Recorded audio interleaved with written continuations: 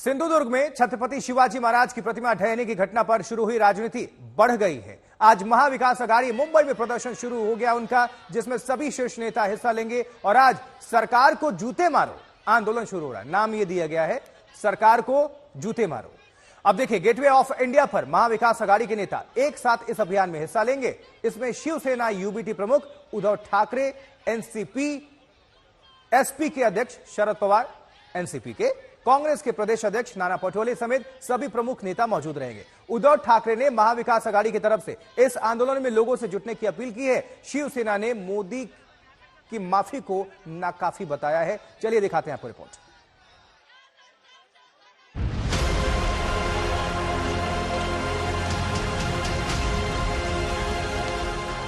Sir झुका करके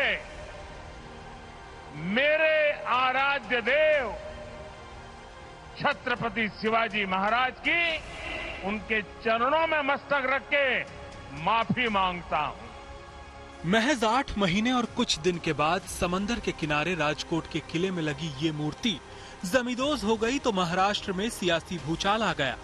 शिंदे सरकार को उनके अपने लोग घेरने लगे।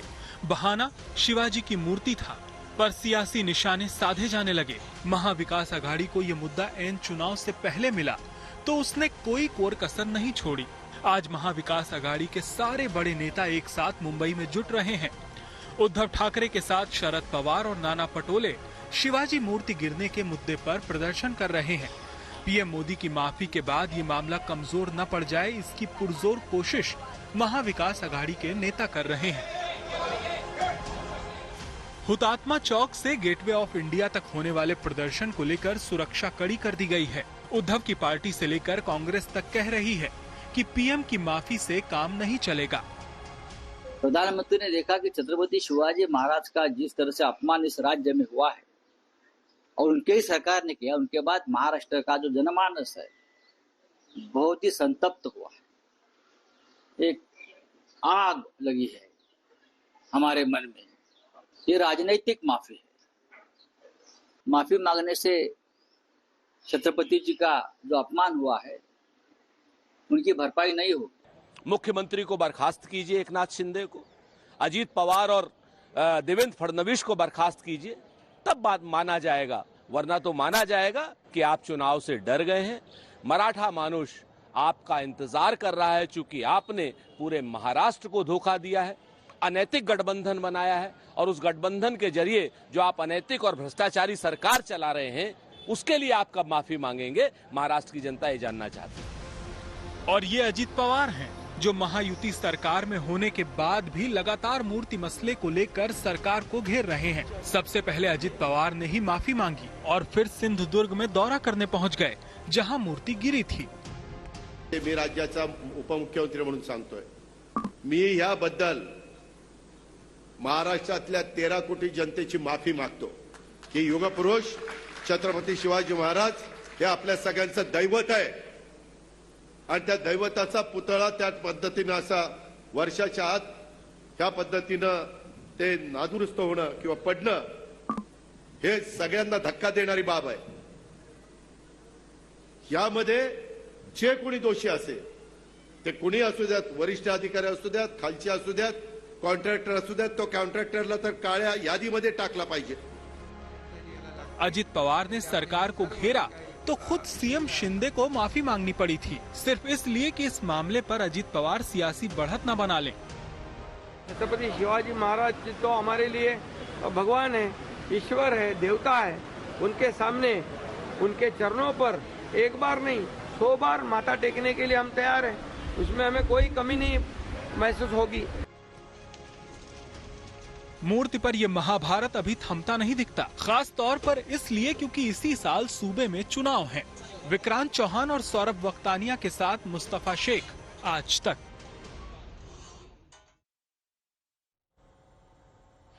ये ताजा तस्वीरें हैं जो विरोध प्रदर्शन किया जा रहा है। महिला मोर्चा भी इसमें शामिल है। चलिए अब क्या हालात हैं और तस्वीर देखने के लिए हम सीधे आप सभी को मुंबई सीधा लिए चलेंगे ऋतिक भालेकर के पास। हमारे संवाददाता जुड़ चुके हैं। ऋतिक, तस्वीरें भी दिखाते रहिए, जानकारी भी पहुंचाते रहिए।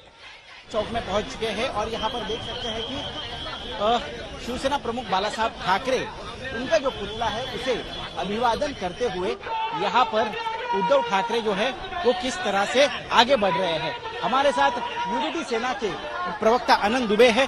मुझे बताइए, आज इस प्रकार ये जो मोर्चा निकला है, लेकिन देखा जा रहा है कि बीजेपी भी जगह जगह पर आपके खिलाफ मोर्चा कर रही है। देखिए, भारतीय जनता पार्टी केवल राजनीति करती है, हम राजनीति नहीं कर रहे हैं। हम अपने देवता छत्रपति शिवाजी महाराज के लिए, सम्मान के लिए मैदान में उतरे हैं। जिस प्रकार उनको अपमानित किया गया, उनकी मूर्ति में भ्रष्टाचार हुआ, लापरवाही की गई, गैर जिम्मेदाराना हरकत की गई, उसके खिलाफ आज महाविकास आघाड़ी के सभी प्रमुख नेता आप देख रहे हैं कि मार्च निकाले हुए हैं, पैदल चल रहे हैं। हुतात्मा चौक से लेकर बाला साहब ठाकरे जी की मूर्ति होते हुए और गेट ऑफ इंडिया की तरफ लोग बढ़ रहे हैं। ये सम्मान में, क्योंकि हमारे लिए छत्रपति शिवाजी महाराज राजनीति का विषय नहीं हो सकते, हमारी आस्था का विषय है, वो हमारे आराध्य हैं और केवल महाराष्ट्र के नहीं, संपूर्ण भारत के हिंदुओं के एक आस्था के प्रतीक हैं। इसके लिए आज महाविकास आघाड़ी ने यह मोर्चा पैदल निकाला है, ताकि जो गूंगी बहरी सरकार जुड़े रहिएगा। रुक करते हैं आपका। देव कोटक भी हमारे साथ, हमारे संवाददाता जुड़े हुए हैं। देव, जानकारी पहुंचाते रहिए, तस्वीर भी दिखाते रहिए, किस तरह से क्या कुछ कहा जा रहा है और कौन कौन इसमें शामिल हुआ है और कौन कौन पहुंचने वाला है। जैसे कि आप देख पा रहे हैं कि मेरे बगल में शरद पवार की बेटी सुप्रिया सुले जी खुद मौजूद है। यहाँ पर हम लोग बाला साहेब ठाकरे के स्मारक और उनकी मूर्ति की गेट ऑफ इंडिया के जस्ट पहले वहाँ चलते जा रहे हैं और यहाँ पर शरद पवार, आदित्य ठाकरे, उद्धव ठाकरे, महाराष्ट्र कांग्रेस के प्रमुख नाना पटोले जी शामिल हो गए। ये सारी महाविकास आघाड़ी की जो विपक्ष पार्टियां है ये यहाँ पर मौजूद है और कहीं ना कहीं जिस रूट पे हम जा रहे हैं उस पे आगे गेटवे ऑफ इंडिया तक जाने की तो अनुमति नहीं दी गई है, क्योंकि भारी मात्रा में पुलिस भी तैनात कर दी गई है। ये दक्षिण मुंबई के फ्लोरा फाउंटेन और हुतात्मा चौक एरिया से जाते हुए कहीं ना कहीं आप देख पा रहे हैं कि हम जो ये मार्च है हमने शुरू रखी है, ये सुबह से चल ही रहा है। हालांकि ट्रैफिक डाइवर्जन नहीं किया गया है, लेकिन यहाँ पर जो आरसीपी राइट कंट्रोल पुलिस, दंगली नियंत्रण पुलिस अभी यहाँ पर शामिल है। मैं एक और बार मेरे कैमरा पर्सन को कहूंगा कि आपको मोड़ के थोड़े विजुअल्स दिखा दे, तो कहीं ना कहीं आपको अंदाजा लग जाएगा कि किस भारी मात्रा में ये प्रोटेस्ट जो है, आज का विरोध है, काफी सक्सेसफुल रहा है। लेकिन इस पर भी ब्लेम। ठीक है देव, बहुत बहुत शुक्रिया आपका इस खबर पर जानकारी पहुंचाने के लिए।